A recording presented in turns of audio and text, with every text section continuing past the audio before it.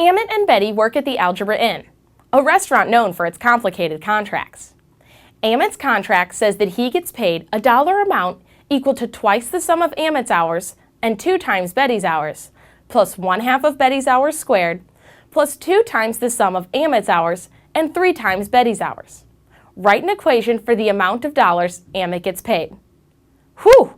They do have complicated contracts there. Well, our first step is to define our variables. So, look for anything that we're trying to find or that we were not given in our problem. The thing that we're trying to find is the amount of dollars that Amit gets paid. So, that's one of our variables. Let's let that equal M.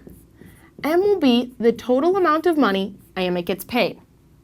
Now look back at our problem. We're also not given the amount of Amit's hours or the amount of Betty's hours. So those are 2 more variables. Let's let A equal the amount of Amit's hours and B equal the amount of Betty's hours. Now we have all of our variables defined. Our next step is to take our word problem and translate it into a mathematical expression. So step number 2 is to translate. To do this, we're going to take our word problem and break it apart and then translate each piece one by one. So let's take our first phrase. He gets paid a dollar amount equal to. Well, he gets paid a dollar amount is the amount of money Amit gets paid. That's our variable M. Then equal to is just our equal to symbol. Now let's move on to our next phrase. Twice the sum of Amit's hours and 2 times Betty's hours. Well, for that, we're trying to sum Amit's hours and Betty's hours and then take twice that. So we have Amit's hours, which is A, and the sum, which is adding, 2 times Betty's hours. So we have 2 times B. Then we want to take that sum and take twice it. So we multiply it by 2. Now we have twice the sum of Amit's hours and 2 times Betty's hours. The next phrase, plus 1/2 Betty's hours squared.